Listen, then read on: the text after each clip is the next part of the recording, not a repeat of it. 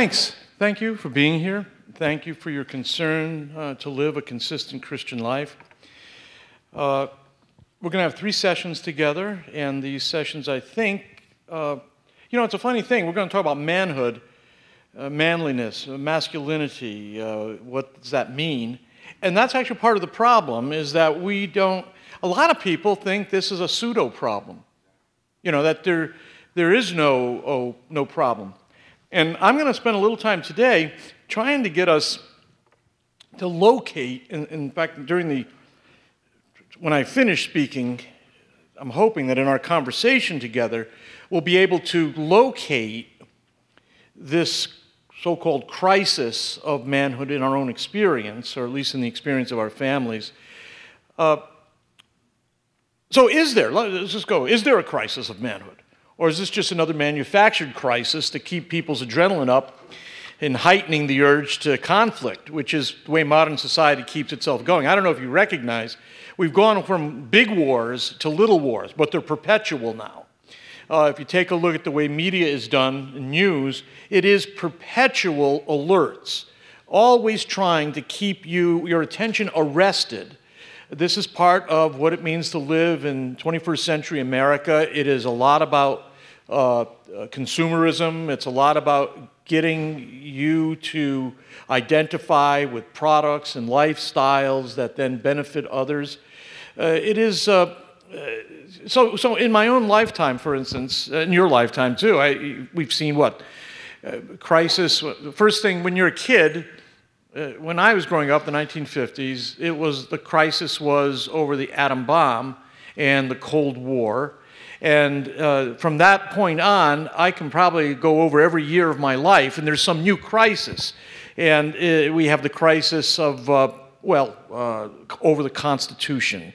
We have the crisis over authority, the crisis over biblical inerrancy, the crisis over the space race, the crisis over the priesthood, the crisis over pornography, the crisis over manhood, the crisis over womanhood. And after a while, you begin to say to yourself, how do I get a handle on all this? This is like perpetual. And does anybody here remember Renee Richards? Remember Renee Richards? Renee Richards was an American ophthalmologist, born in 1934. She is still alive, and a former professional tennis player. And in 1975, Richards underwent a sex reassignment surgery, and she was denied entry into the 1976 U.S. Open by the United States Tennis Association. And this went to court, and the New York Supreme Court ruled in her favor, and this was a landmark decision in favor of transsexual rights. That was 1977, all right? Crisis of Manhood in 1977. How many of you remember or have read Steve Clark's book from, must be 1978, 79, 80, Man and Woman in Christ? Remember that book? Well, I just don't remember it. That's interesting, yeah. I remember when that came out, because I was selling books at the time, and so it was an important book, a big book. People knew its title, much more than read it, but it was there. That's 35 years ago now. I mean, that's 35 years ago. So what kind of crisis lasts for 35 years, How many of you know Adam Levine? Okay, Maroon 5, he's one of the coaches on The Voice. Okay, not as well. He's 35 years old. He was born the same year that Steve's book was published, I think. He's now held up. The reason I mention him is because he's held up now as the new model of man. What is the new man? He's 35 years old. People magazine called him the sexiest man on earth. He was a lead vocalist in a pop rock band, Maroon 5. His first band bombed. He kept at it, put another band together. His next album came out, was multi-platinum. He has won 3 Grammys. He is a heavy entrepreneur. He has his own line of fragrances. He collaborated with Kmart and ShopYourWay.com to develop a menswear collection. He owns a record label. He had $35 million in 2013. That's $1 million for every year of his life. He's tough. His parents divorced when he was 9. He was forced to undergo therapy, which he says was a waste of time. And he says, look, my parents wanted to console themselves, so they sent me to therapy. In truth, I cried my eyes out, I kicked, I screamed, and I said, why? And all the things you do when you find out. And a few days later, I was fine. But they still made me go to therapy. So, I mean, this is not this is a guy who's, in his own way, is the new ideal of manhood. It's interesting. He's 35. He's unmarried. Of course, he has lots of, he's had open relationships with women. I think he's engaged right now. But this is the tough, the new kind of tough and tender model of the male. He's sexy in the traditional Esquire, Gentleman's Quarterly model, mode. And so I say to myself, well, look, with the exception of his 35 years old, and he doesn't seem to show any interest in fatherhood, apart from that, I think a lot of people would think that, he's a smart, tough, tender type of male who's entrepreneurial, and probably a lot of younger men look up to somebody like him as what it means to be a man. So I say to myself, well, here 35 years after Steve Clark's book, and we've got a crisis of manhood, but it looks as though a lot of mainstream people think there's no crisis of manhood. They've got their men. They've got their models. So I often ask myself, okay, are we manufacturing this crisis? There was a crisis of womanhood back in 17th century America. In 17th century New England, especially Massachusetts and Connecticut, there was a great concern among preachers about womanhood. And it was thought, by the way, the Puritans are often get a bad rap as being anti-sexual. The truth is, Catholics at the time thought the Puritans were pretty risque, even lecherous, because they were big on sex and marriage. I mean, they wrote about it. They had tracts about a man's obligation to satisfy his wife and vice versa, and let your breast satisfy you at all times. That was a favorite verse of them. But there was a crisis of womanhood during that Puritan era, and we have sermons where preachers are concerned because women were dangling bare ankles during worship services, and they were getting the wandering eyes of men. And so, you have preachers saying, what you come to this house of worship, for what? The Lord or the leg? The alpha or the ankle? This is... I'm serious, because this is a crisis in their lifetime. We wouldn't regard that as a crisis. We would regard that as a relief, So whether or not there's a crisis of manhood, there's always the need to learn what it means to be a man, though. So whether it's a, quote, crisis or not, we need to know what's suitable for us, especially as the disciples of Jesus. What's practical? What should a man be? How should he live? What are the things that he does to validate his manhood? And there's always the need to help boys become men. And those of us who are fathers understand that. I have 5 kids, 4 of them are boys, and I've got one who'll be a teenager this year, and the rest are in their 20s now, one of them approaching 30. And so I know, from my own experience, the kind of problem of being a father in this generation, and to try to guide boys, you need to advise, you need to help them develop habits, you have to give instruction, you have to be on your toes all the time, you've got to be willing to correct. But this has been true through all the ages. You go to Plato, Plato's saying that there's really 2 basic philosophical questions, and those questions are, who teaches the children, and what do we teach them? So is there a crisis of manhood? Well, in one sense, whether there is or isn't, the obligation remains the same, that we're to teach younger men. And of course, if we have daughters, younger females as well. And that's going to cause trouble. Historically, you can look over every generation, and there's a generational crisis. Whether you go back to the book of Judges or in our own life, when I hit my teens, they were writing about the generation crisis, right? The gap, generation gap.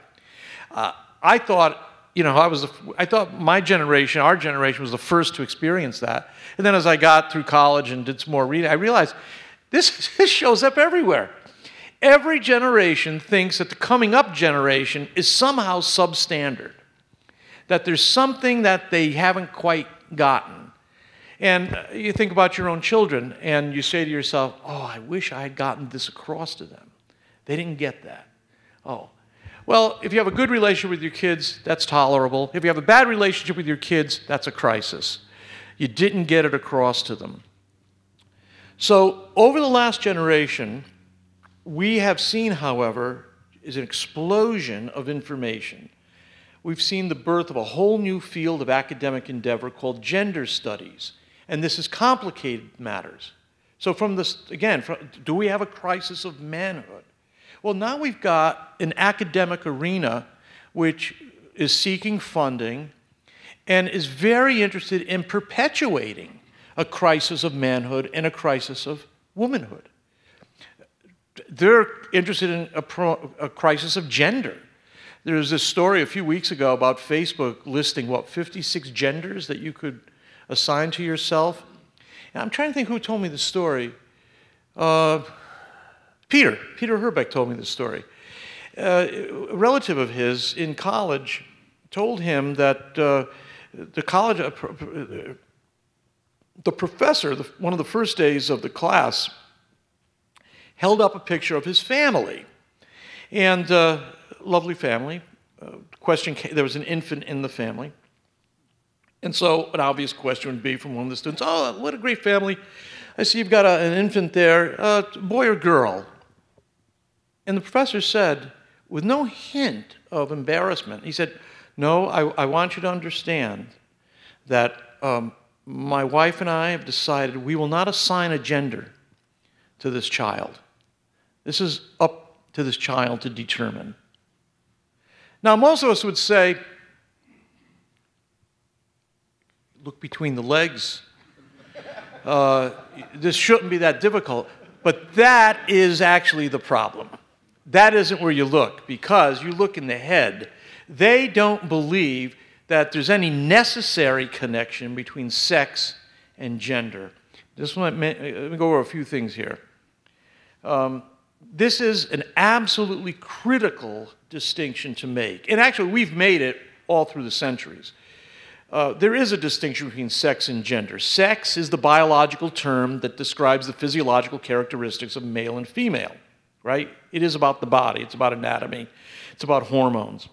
Gender is the socially constructed role or behavior or attitude or values or attributes that a given society considers appropriate for a man and a woman. So male and female is sex. Man and woman is gender, okay? Male and female is sex. Man and woman is gender. Now, I've heard Christians mock this distinction. That's not wise. It's not a good thing for us to do that, because actually we make the same distinction. We know that while all males lack the Y chromosome, there are some males that also lack certain traits that keep us from recognizing them as a mensch or a real man. Let me use some crude language here to point this out. Look, we all know there are guys who have testicles, but they don't have balls, right? I mean, that's a distinction we all make. That's a distinction between sex and gender, all right? So we make that distinction. It's not just academics that make it. We make it too in a broad way. Simply being, we know, regardless of whether there's a, quote, crisis of manhood or not, we do know that simply being an adult male is not enough. You have to be a man. And that means more than having a male body. You know, it's like it's easy for men to end up with children, but that doesn't make them a father. Being a man in the fullest sense is a matter of the will. It's a choice to live in a certain way. A male can be praised for acting like a man, or he can be blamed for not being manly. Same thing with women. Females can be praised for acting like a woman or a lady, or she can be blamed for not acting like a lady or a woman. the reason Christians get uncomfortable with gender studies reasons are actually many, but it's because we believe that biology ought to settle this issue, at least most of the time, because we believe in creation. We do think the body speaks to us. The body says something to us. It's not just a random arrangement of atoms. There's a metaphysical reality to our bodies. We'll get to this sometime in the next few weeks, but just take a look at the male form and the female form. For the male, his genitals are external to himself. For the woman, they're interior. Certainly that's significant. For the male, his participation or contribution to the formation of a new child is quick. It's, relatively short. It's certainly not 9 months, right? I mean, if it's 9 months, you need to get a hold of some commercial manufacturers and tell us what chemicals you're using. But what that means is that there are certain things that a woman understands by virtue of being a woman. Or let's put it this way. There are certain things that females ought to understand by being a female that makes them a woman. And we can say the same thing about a man. We'll get to that a little bit later. Just for illustration, I wanted to get that out there. When I was growing up, if a female wanted to play, I want to make, we have to distinguish here between, on the one hand, what we'll call traditionalism or traditionalist, and on the other hand, we want to talk about anti-traditionalist. And we want to distinguish both those positions from what it means to be a Christian.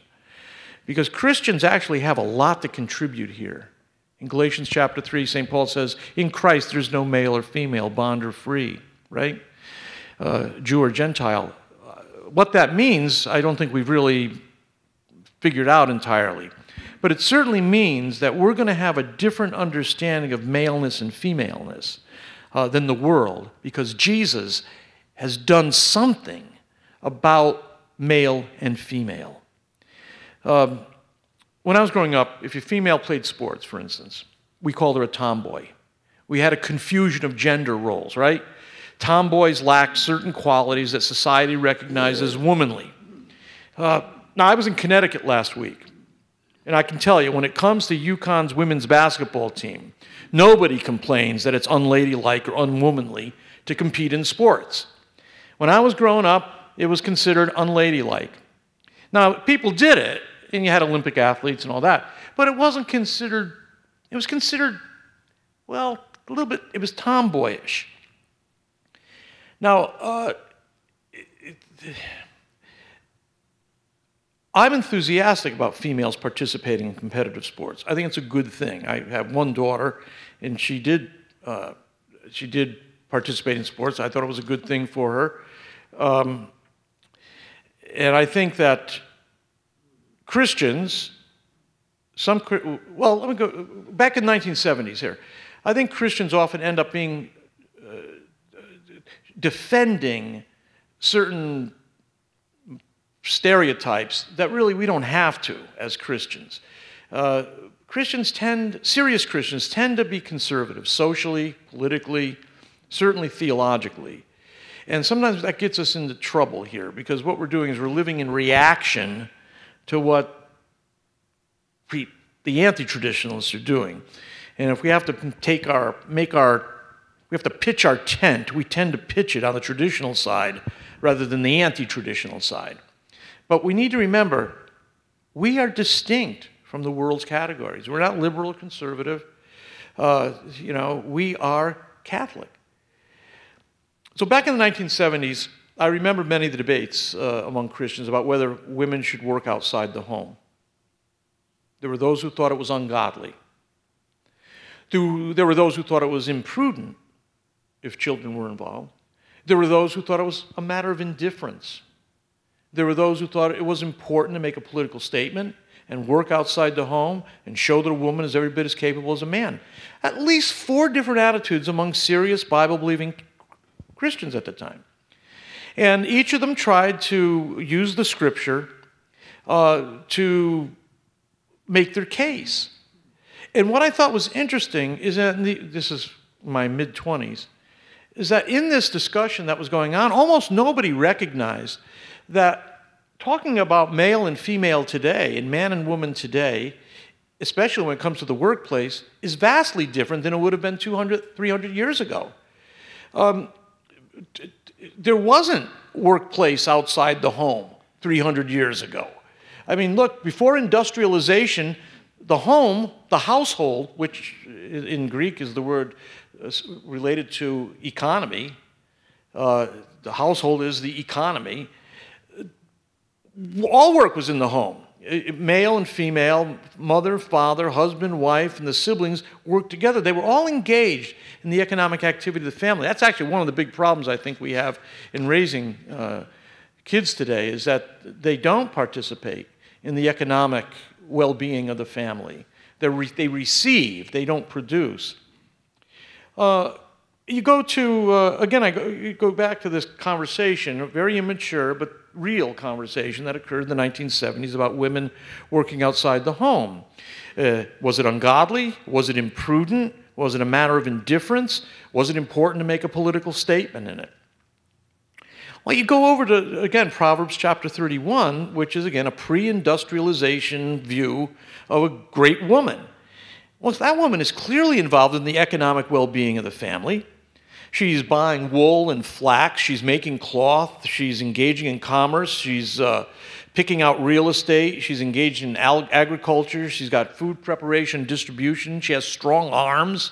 That I always get a kick out of. It's the one physical characteristic that they give her. She's got strong arms, and strong like a bull, I guess. So she helps the poor. She does philanthropy. She buys and sells real estate. She makes garments. She sells them wholesale. She offers wise counsel. Her children praise her. I think it's interesting that there are two gender categories that are referred to there in Proverbs 31. It says, charm and beauty are fleeting and deceptive.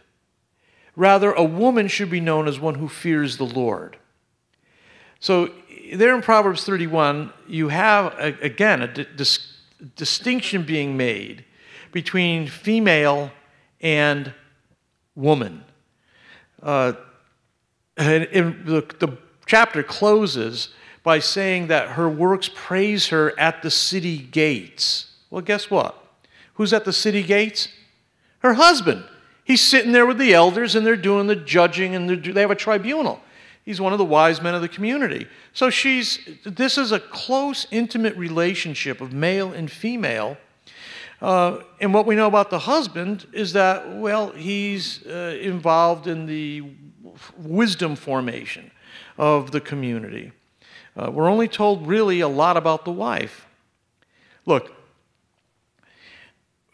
these discussions frequently turn out to be Christians fighting for traditional positions which are not mandated by Scripture or by the teaching of the church. And this is something I want to make sure we're aware of as we go into this discussion. It's amazing how important it is that we recover a sense of the church as distinct from American culture and society. We don't have time to go through this now, but the church, if there's going to be a community that bears witness to the kingdom, it's going to be the church. Christian community is not just a place where we get together and support one another, have love and acceptance. The Christian community is supposed to be an alternate city, an alternate nation. It's a new humanity. It's supposed to be a little mini human society in which the normal idols of sex, money, and power are taken away. And if Jesus is supreme king of this new nation, then we have to show what Christian community would look like. It's got to be unique and different. Most of us treat our relationship to the church as kind of a pit stop, that we make sure we contact, the church every week. We get involved, we do Eucharist. We might be involved in activities like this. But we don't think of the church as our nation. And yet in 1 Peter chapter 2, verse 19, we're told that it's the church which is the holy nation. When Ronald Reagan talked about America as a city on a hill, he was really talking about the church. He misplaced the reference. The church is the city on a hill. The church is the community that those blessings given to Israel. The church is the recipient of those, not America. Now, you can always argue that a lot of Christians in America might be blessed because of so many Christians, fine, but let's get it straight. The blessings upon Israel are not blessings given to America. They're blessings and curses given to the people of God, the community of God's people. And that's because God wants a distinct and unique community here. Now, if you're going to build a community, you're going to have to build families. If you're going to build families, you've got to know what it means to be mother and father. And prior to that, you have to know what it means to be man or woman, not just male or female. Now, let's now move to where we are today with men and boys in our society. You look at the workforce today. In 1954, about 96% of American men between the ages of 25 and 54 were employed. Today, that number is around 80%. Think about that. 1 in 5 men in their prime working ages are not getting up and going to work. You know, we know people who they're lazy, but for a lot of guys, it's not a matter of being lazy. It's a matter of there's no jobs. But 1 out of 5 of all men in their prime working ages are not getting up and going to work every day. That's big for men. American men in particular are increasingly dependent upon government rather than the fruits of their labor. There are probably more idle men now than at any time since the Great Depression.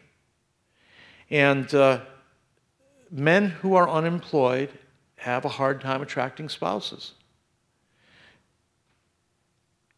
Men have a lot of time on their hands. They often develop habits that have a corrosive cultural influence. It's an article called Broken Families, Broken Economy by Mitch Perlstein. He says, under normal circumstances, boys grow up and marry the women who become the mothers of the children. If, however, they reach adulthood and they're unable to hold a job or stay sober or keep out of jail, they quickly find that desirable women have little interest in hitching themselves to them. So, yeah, this is not news. This has always been true, but we just we get more of it today than we did in 1954. In communities where marriage is vanishing, I don't know how it's going to be revived unless millions of boys and girls get their lives in decent order. You've got aimless or felonious men out there who are not the only reason for the decline of marriage, but they're a sizable reason for it. I mean, in 1970, 80% of 25 to 29-year-old men were married, and in 2007, only 40% were. Those of you who are married know what that does to your life, right? Getting married, having children changes you. The old cliche about women civilizing men. Well, marriage civilizes men, that's for sure, and children civilize men. Or at least they're supposed to, if things are working the way they're supposed to be. But think about that. In 1970, 80% of 25 to 29-year-old men were married. Right now, 40%. That's half. The working class is getting cut off from the richest sources of social capital. Those richest sources of social capital are marriage, two-parent families, and church-going. One of the things sociologists now know is that if you want to provide the best opportunity you can for a child who's part of the so-called underclass, what you want to do is you want to make sure that there's a father in the home, the parents stay together, and the kid goes to a strong church. Fathers outside the home, one of the things that you can expect, there'll be an increasingly high possibility of criminal behavior. It doesn't mean that if the father's home, kids are going to be criminals. It means, however, that if you look at families that have boys and there's no father in the home, that will be the greatest single predictor of criminal behavior, the absence of the father. Doesn't mean it will necessarily follow. It just means statistically. More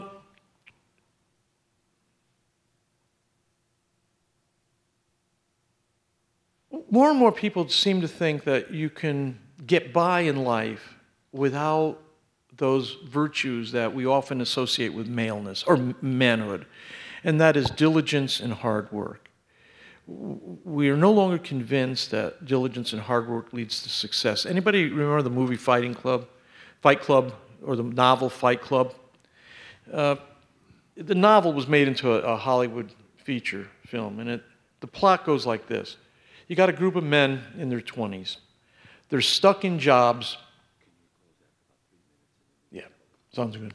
Yeah. You got a group of men in their 20s. They're stuck in jobs. They're office temps. They're couriers. They're not on any career track. They relieve their boredom by meeting in the basement of a bar after hours. They beat one another senseless. Sometimes they show up for work with black eyes, stitches. That's their warrior's badge of honor. And aside from their jobs, they don't have any clear prospects. I mean, their jobs don't give it for them. All these men in the novel are underfathered. They're the product of divorce. Fathers who were there were distracted, or they were distant. I knew my dad. This is the protagonist of the novel. I knew my dad for about 6 years, but I don't remember anything. What you see at the Fight Club is a generation of men raised by women. I mean, their dads were divorced, they were distant, they were distracted. And it's not just the bottom of the social ladder either on this. Remember the movie Wall Street? You got Bud Fox, he becomes Gordon Gekko's protege. And Gekko tries to engineer Bud into getting Bud's father's union to come under Gordon Gekko's sway. Gordon Gekko wants to basically raid the union pension fund. Well, Bud Fox ends up finally realizing that Gekko is a morally corrosive and legally corrosive force in his life. And it's only by recognizing his father's virtue of hard work, fidelity, fulfilling promises, that Bud Fox eventually reclaims his manhood. He goes to jail anyways, but he reclaims his manhood. Young men today are never told that the virtuous life is necessary and hard, that character is something that has to be built step by step, and you start in youth with it. It's hard to pick it up in your mid-teens if it doesn't start early on. And, from top to bottom of American society right now, we have a problem. It's due to unemployment. It's due to underemployment. It's due to our vision of how men and women relate to one another. Those of us who are Christians and those of us who are Catholics are a little more conscious of this because we actually believe there is something of a code, whether it's the teaching of the church or the Boy Scout oath or the Navy SEAL code or the Ten Commandments, whatever it is. We think there is a governance over our lives. I'm going to leave it there because we're also living in an age in which people don't like the idea of a code, and certainly a code of manhood. That is considered trivial. It's considered external to the person. They think that somehow being male is to be entirely spontaneous. But what I want to do right now is jump to a question, and I want you to answer this question. I'd like you to tell me where you see in your own interior experience, in your family experience, or in your larger extended family, or in society as a whole, where do you see a crisis of manhood, an inability to make distinctions between what it means to be male and what it means to be man? All right, we'll leave it there. And Paco, you want to just get things going here? Yeah. You guys, if you want to answer, just stand up and speak strongly, because Al's going to need to keep the mic for right now. So that's the question before us. Could you just repeat that question? Yes, look. I want you to look into your own interior experience, your family experience, your extended family experience, your work in the world, society at large. Where do you see, and I'm especially interested in where do you feel this crisis of manhood? Where does it impinge upon your life? And I have a follow-up to that too, but I want you to just locate. I want to locate this because it's easy to talk about this thing. We might as well identify it in our own experience and then figure out what we can do about it. But if it's not there in our own experience, and this is just, taking up an hour on Tuesday mornings. So where is it? Where do you find it?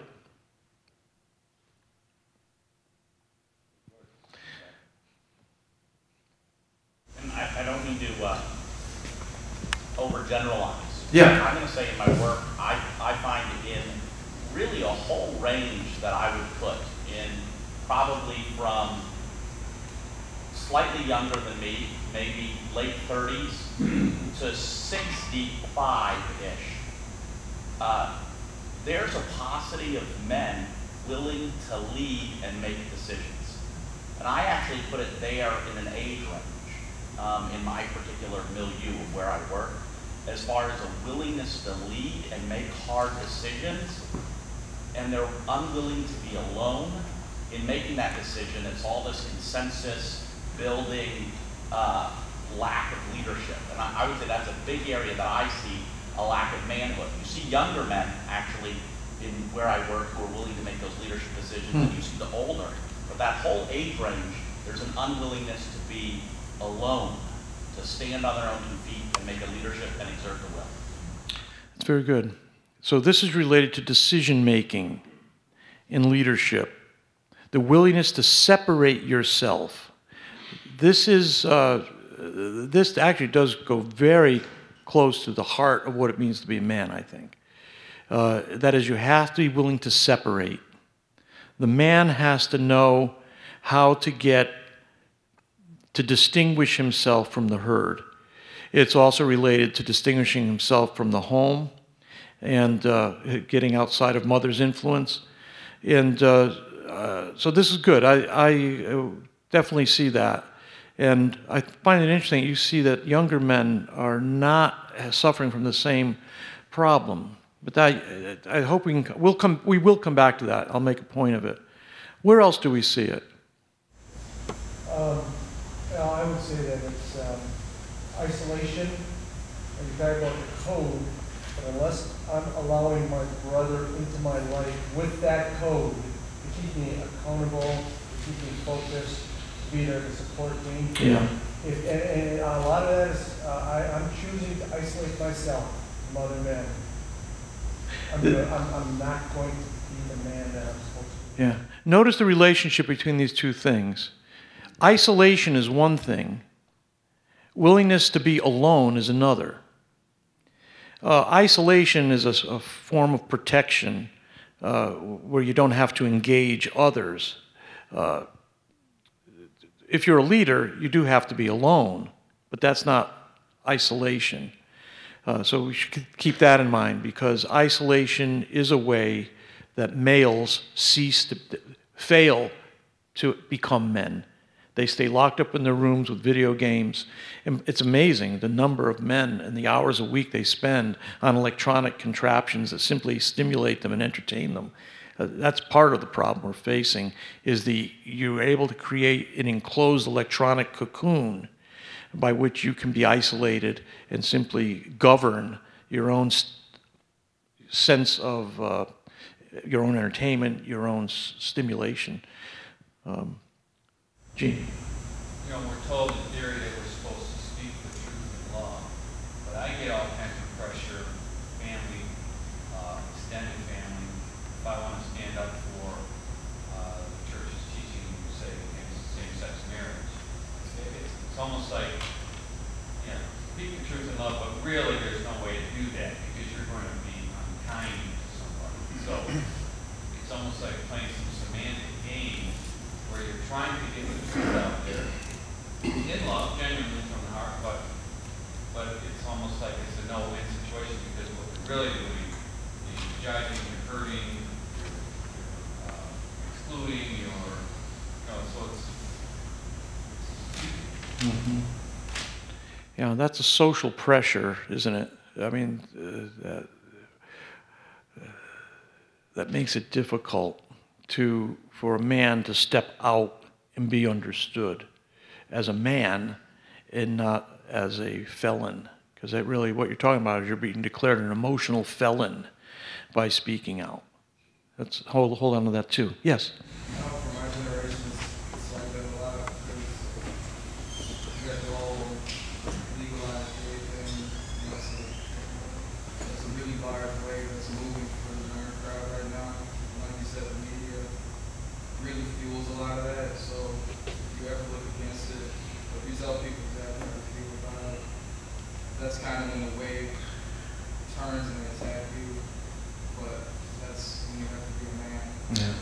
Trusting God, fellow Christians to support you and back you up on that. Because, like you said, Christians are not of this world. Right. It's a lot of opposing forces to deal with. But as a man, you have to stand up for your faith and what you believe in and let the world know. Just like the world not fair to let you know what they believe in. So. Very good. This issue, homosexuality, is the most important issue for the church in the sense that we don't know how to handle it. Our primary concern is not America here. Our primary concern is the witness to Jesus and how he responds to sexual sin. We'll come back to this, but when it comes to the public perception of the church, the worst thing that we are facing is this homosexual issue, because nobody has figured out a way to speak effectively about it. With abortion, we figured out how to speak effectively. We talked about the moral status of the unborn child. We talked about how it was unnecessary for women. We could create crisis pregnancy centers. There were lots of things we could do. With homosexuality, we've not figured out a way of speaking believably about it.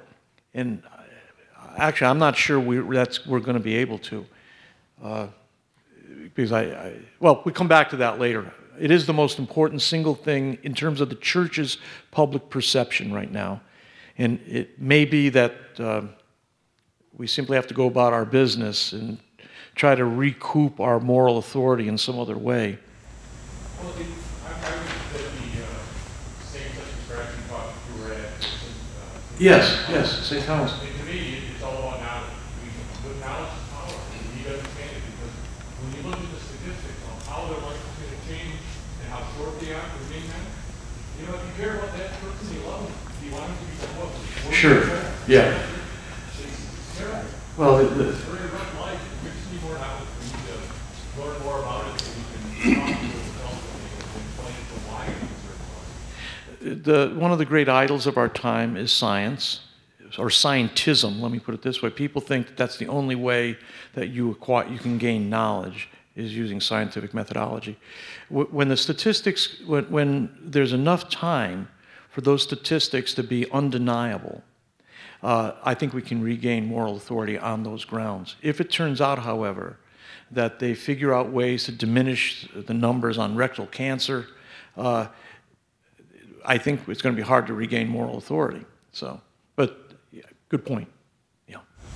I think one of the areas where I see a lot of this crisis is also in the inability of many men to be able to give formation in a kind of in a personal way, even to their own children. Correction and formation in kind of a consistent way is gone for many, many men. All the counseling I've done, their ability to work in the family and have a consistent formative influence on the individual children is often just no longer there. And why is that?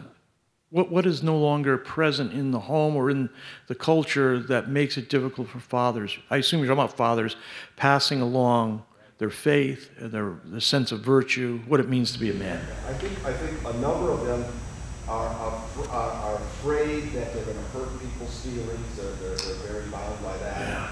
Other men have lost a sense of what it means to be in an intimate relationship. They don't know how to bond, and they didn't experience bonding. Yeah. And therefore they can't impart bonding in the relationships that they're in. Yeah. I see that all over. I don't want to be misunderstood on this, but the fear of inflicting pain is part of this problem. And this is so easily misunderstood. But men are the ones who are supposed to be able to say, you have to undergo surgery here.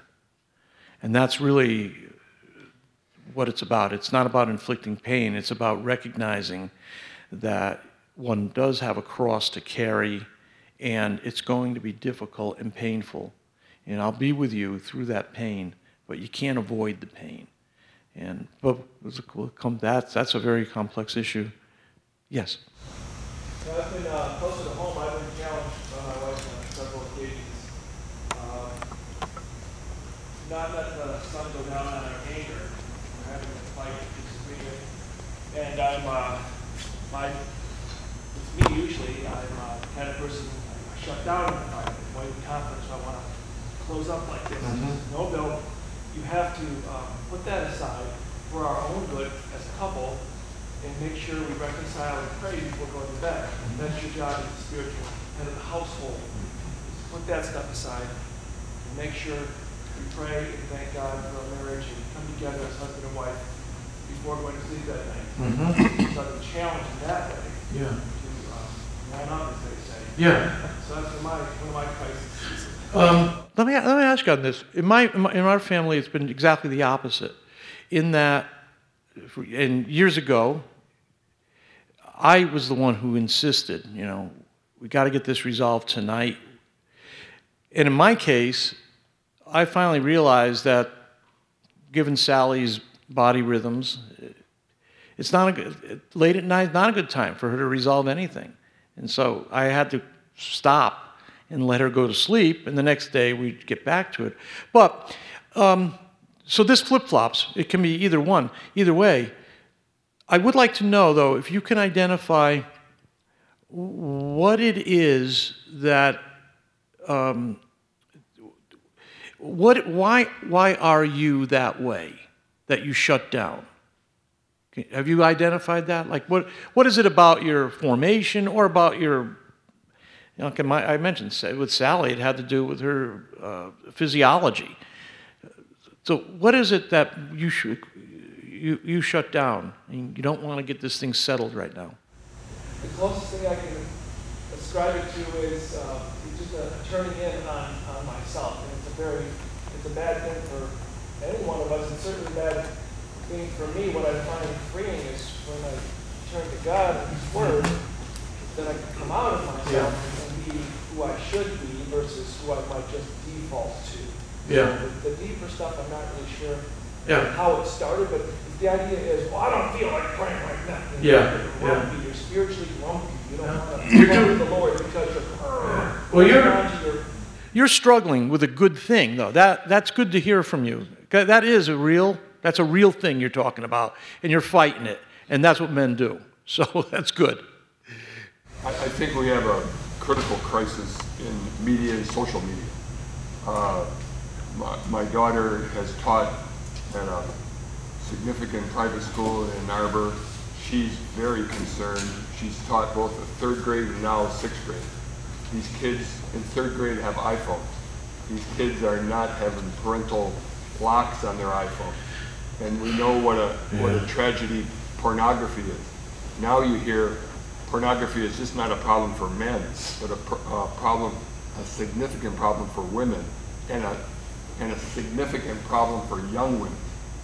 And then the whole media approach. I was watching, I think the basketball game, the Michigan basketball game, and it was a Bud Light commercial.